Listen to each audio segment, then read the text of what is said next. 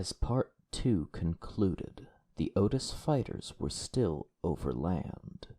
Northeast Air Defense Sector had learned that the potential target, American 11, may have flown into the World Trade Center North Tower.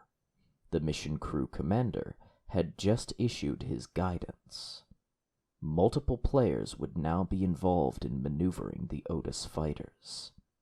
None knew about the approach of American Airlines Flight 77 to the nation's capital. Collectively, they were about to violate the Gretzky rule. Hockey lore has it that success is defined as skating to where the puck is going to be next. Ironically, that is exactly the procedure air defense controllers use to vector fighters to intercept targets.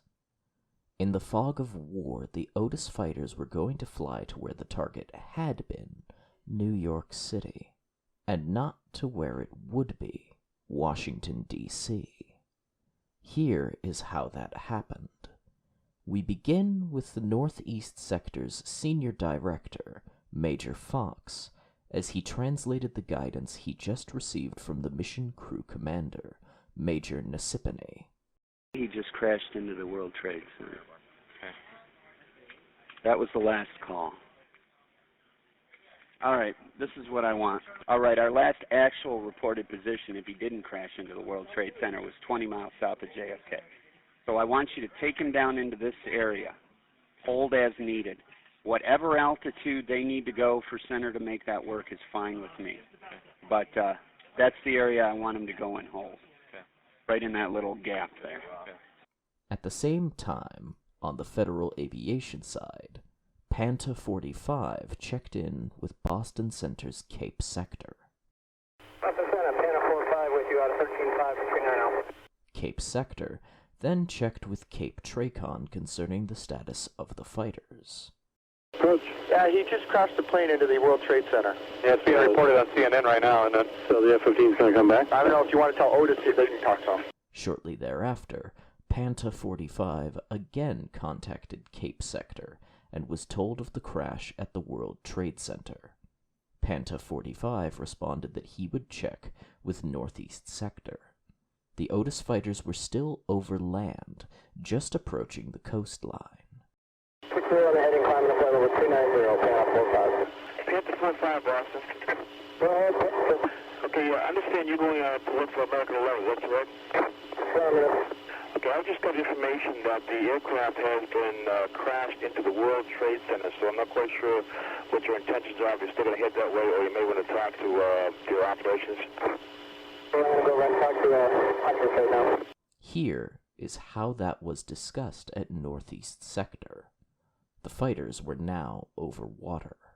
Do we have a mission that we can pass to these guys? No, what they want to know is what kind of mission we pass to them. Hold? You see what I mean? Yeah, FAA. Yeah, as needed. And also, we worked out with FAA, we're going to hold them south of JFK for approximately 10 miles. All that resulted in a course change at 8:59 to the western corner of Warning Area Whiskey 105. Here is a summary, a work paper prepared by the Commission staff in 2003. Note the slight course change at 8:59. The fighters were already at flight level 290, as directed in the scramble order. The mission crew commander's comments were directed to the battle cab, a summary of actions taken. The battle cab is an enclosed area directly behind the mission crew commander. As we concluded in Part 2, hereafter things got complicated. At 9 o'clock, Boston Center's Cape Sector alerted Hampton, also a sector in Boston Center airspace. Yeah, PANTA 45, we advised the PANTA 45 of what happened there, and he was supposed to be talking to his company to find out what he's going to do. Right now he's at 29. I just put Kennedy in as a destination. Could you tell me what you told him happened? We told him that, as far as we knew, the plane went into the World Trade Center. 2 minutes later, Giant Killer, the Navy facility that controlled aircraft in offshore training areas, was briefed by Cape Sector. Giant Killer Cape 59. Killer. We gave the PANTA your frequency so you guys could talk to him and figure out what he wants to do. Okay. You know the story behind him, right? Yes. Giant Killer then confirmed to Hampton Sector that the Otis fighters would remain under civilian control. Giant Killer 59, line Hampton Sector. Go ahead. We're working PANTA 45 and Warning Air 105 this time. Should we hang on to them? You are working him right now? Yes, we are. Stand by. You can keep the PANTA.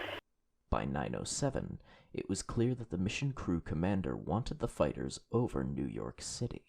Okay, Foxy, this is what I foresee that we probably need to do. We need to talk to FAA. We need to tell them if this stuff's going to keep on going, we need to take those fighters, put them over Manhattan. Okay? That's the best play right now. So, coordinate with the FAA, tell them if there's more out there, which we don't know, let's get them over Manhattan. At least we got some kind of play. Just as the Otis fighters reached their holding area, the mission crew commander briefed the battle cab and recommended that the Langley fighters be scrambled. He was overruled, and the Northeast Air Defense Sector's last remaining air defense assets were placed on battle stations. He is talking to Colonel Marr, the Northeast Sector commanding officer. Communications in the battle cab were not recorded that morning. Notepads and other work papers were not retained. Okay, this is what I got going. Tell Foxy to scramble Langley, send them in the same location. Battle stations or scramble? Battle stations only, Langley. Okay, you're listening? What I told the FD so far, we need to get those fighters over Manhattan because we don't know how many guys are out of... Could be 3-2, could be more. That was the right decision then, but the wrong decision retrospectively. We will have more to say about that in Episode 5, Part 4. For now, remember that two other things were happening concurrently, as shown here. Information in Federal Aviation Administration and United States Air Force channels did not reach Northeast Sector. However, the radar information was available. The plane's radar is in Virginia, not far from Washington, D.C. American 77 flew just south of the site on its approach to the nation's capital. Northeast Sector surveillance technicians could have picked up the track had they been tasked to search. Absent the critical information that American 77 was lost, the technicians were looking elsewhere. It is also clear that the senior director directed a holding pattern in the far west corner of Whiskey 105. That holding pattern was briefed by Boston Center's Hampton Sector to New York Center's Atlantic Sector. However, the holding pattern never developed. Hey, Atlantic 39. Atlantic. In 105-3401 is going to hold. It could be left to right turns of flight level 290. It's an F-15. As the Otis fighters entered the holding pattern, they were warned on the guard frequency to remain in position. PANTA 45, remain current position until FAA requests assistance. Northeast Air Defense Sector uses guard emergency frequencies often in its day-to-day work. Its use to reach PANTA 45 was unusual. This event remains an anomaly of the day. The critical point is FAA had to request assistance. At 9:12, the mission crew commander again briefed the battle cab. Okay, what I've also done, I got trackers over Boston, JFK, and in between there, and we're going to try to pick up anything that we can. At 9:13, the Otis fighters broke formation and headed for New York City. They had no target and no reason to do so, nor is there any evidence that either the mission crew commander or the senior director ordered the maneuver. We do not know what they might have been told by their military controllers. The two channels recording those two officers were not recorded that morning. As discussed earlier, at that same moment, American 77 was over West Virginia skies approaching the Virginia state border, the fighters headed in the opposite direction. With or without controller guidance, there is a clear record that the fighters did work with FAA to provide clearance. What is also clear is that FAA did not request assistance. Here is that sequence of events. Instead, the fighters asked Hampton sector for assistance at 9:13. Panda 45, I'm sorry you're broken. Say again, please. Sir, I need to move my holding pattern directly over New York City.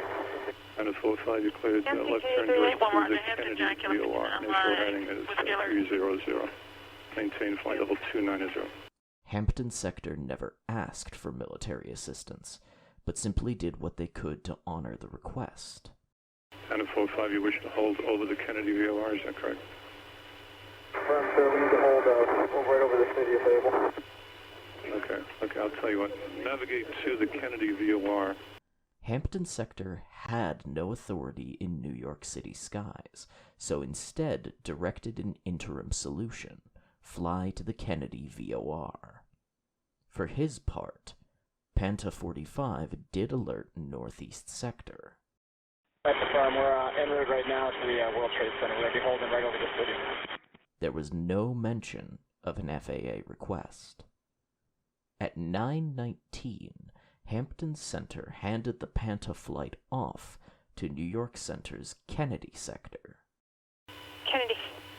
East of Kennedy, PANTA 45. You see the data block there? East of Kennedy? Right, about 40 miles. Okay, PANTA 45? Right. They're a flight of two F-15s. They're scrambling. They need to head out right over the top of Manhattan. Okay. We told them to go direct to Kennedy and then visually navigate to Manhattan. They're going to hold over top of there. Okay, their radar contact. Kennedy sector confirmed radar contact and assumed responsibility. The Otis fighters checked in with the sector 2 minutes later. PANTA 45, did you check on? Confirm, man. PANTA 45, second info 240.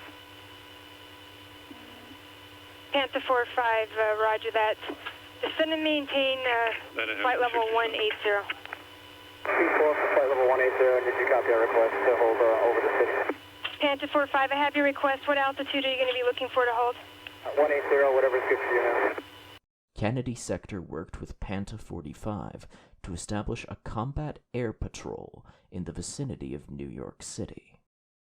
PANTA 45, do you need specific instructions, or do you want to just kind of hold at your discretion in the vicinity of the Kennedy VOR? Yeah, vicinity, and actually I'd like to hold a little bit to the west. Okay, would you like a specific radio, or do you want me to just block off a piece of airspace for your discretion?